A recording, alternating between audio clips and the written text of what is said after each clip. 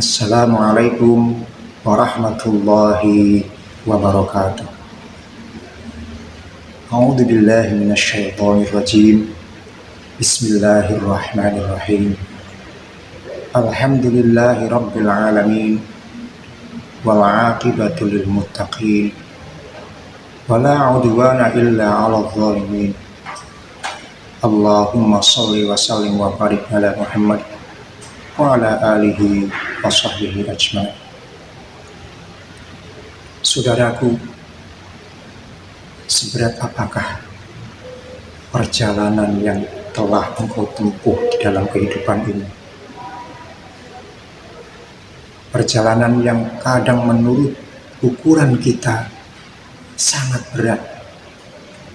Bagi sebagian orang yang lain bisa dijalankan dengan penuh kenikmatan. Bahkan jika perjalanan itu memakan dana yang besar dan membutuhkan sesuatu yang memiliki resiko yang sangat berat. Bagi orang kaya, perjalanan ke tempat-tempat wisata, bahkan sampai di luar negeri, memakai kapal pesiar, naik pesawat terbang, bahkan jika perlu tiket pesawatnya pun sudah inden berbulan-bulan sebelumnya, hanya untuk melakukan perjalanan yang dia sudah menikmatinya. Arum jeram adalah sesuatu yang sangat berat bagi kita, tapi bagi sebagian kelompok orang pecinta alam, arum jeram adalah sesuatu yang sangat nikmat. Bagi pecinta pendakian gunung, mendaki gunung seumpamanya gunung Puncak Jayawijaya yang memiliki ketinggian 4.884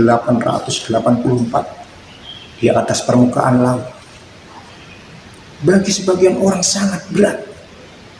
Tetapi bagi orang-orang yang memiliki tantangan dan menyukai pendakian gunung, akan dijalani dengan senang hati.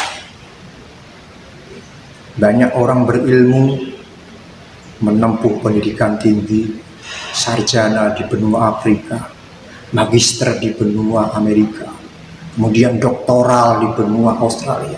Dia jalani dengan senang hati, meskipun untuk menuju ke sana dia harus berpayah-payah belajar dan bisa jadi mengumpulkan modal harta untuk menuju ke sana. Dan bahkan jet lag ketika perjalanan jauh memakai pesawat terbang, dia sudah tidak hiraukan lagi. Karena apa? Karena perjalanan itu sudah dinikmatinya. Tahukah saudaraku, perjalanan terberat apa yang ada di muka bumi? Tidak lain dan tidak bukan adalah perjalanan seorang hamba menuju rumah Allah. Perjalanan seorang muslim ke masjid, itu adalah perjalanan terberat umat manusia. Betapa seorang olahragawan yang sudah sangat kuat, jogging 5 km dia lalui dengan mudah.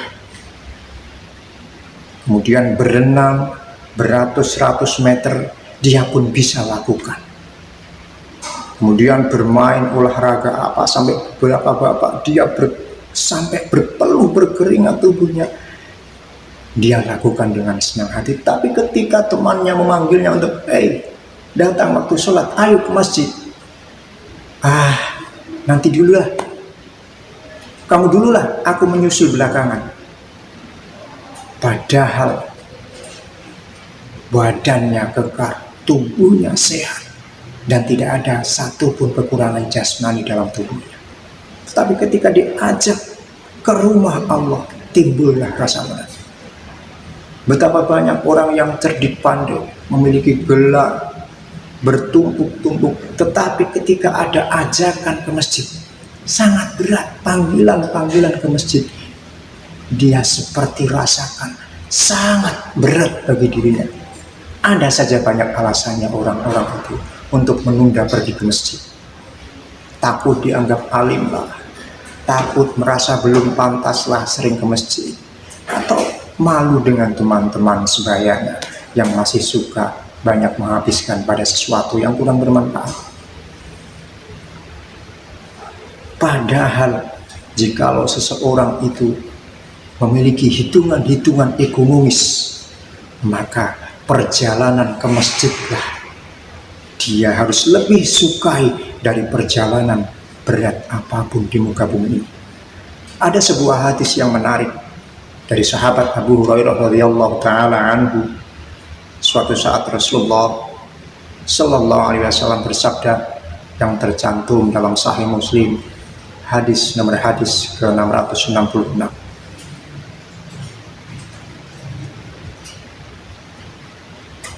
Man tatahhara fi baitihi, barang siapa yang bersuci, mensucikan dirinya, berwudu di rumahnya, summa ata ila baitin min buyutillah, lalu dia berjalan menuju salah satu rumah Allah, yaitu masjid, liyaqdhiya faridatan min faraidillah, untuk menunaikan satu kewajiban yang telah Allah tetapkan baginya. Kanat khutwatahu, adalah langkah-langkahnya, ihdahuma, salah satu langkahnya, tahutu khotiatan, menghapus dosa-dosa, wal ukhra tarfa'u darajatan, dan satu lagi langkah kakinya akan mengangkat derajatnya. Subhanallah.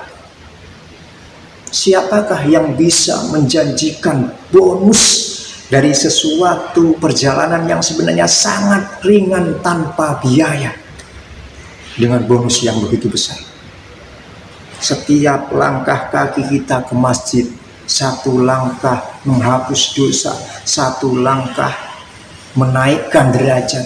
Jikalau beberapa langkah beratus-ratus langkah, hitunglah berapa dosa yang telah Allah hapus karena kita pergi ke masjid. Berapa derajat yang telah ditinggikan oleh Allah saat kita melangkahkan kaki masjid.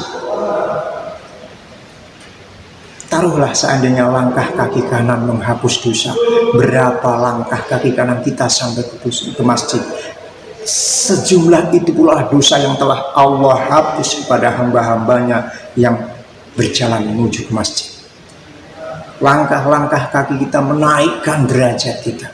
Derajat bukan harus berbentuk derajat-derajat dan posisi-posisi kehormatan dunia, tetapi bisa derajat yang hanya bisa dirasakan oleh dirinya sendiri karena Allah Subhanahu wa taala telah mengangkat derajat. Saudaraku, adakah janji yang lebih indah daripada itu? Karena perjalanan ke masjid, perjalanan ke rumah Allah adalah perjalanan yang tidak memerlukan biaya apapun dan tidak perlu dengan kekuatan tubuh. Karena banyak video-video yang kita saksikan, orang yang lumpuh pun ingin sekali mendatangi rumah Allah agar mereka selalu bisa berkomunikasi dengan dekat kepada Sang Khaliknya. Saudaraku, wahai Rabbku, ringankanlah kami semua melangkahkan kaki-kaki kami ke masjid setiap saat dan setiap ada panggilan adzan yang dikumandangkan untuk menuju rumah. Demikian saja apa yang bisa saya sampaikan. Semoga bermanfaat. Terima kasih telah menyaksikan tayangan ini. Semoga Anda semua, wahai saudaraku, selalu sehat, berbahagia, dan di akhirat nanti Allah masukkan ke dalam surganya tanpa hisab. Subhanakallahumma wa bihamdika, asyhadu an la ilaha illa anta, astaghfiruka wa atubu ilaik. Assalamualaikum warahmatullahi wabarakatuh.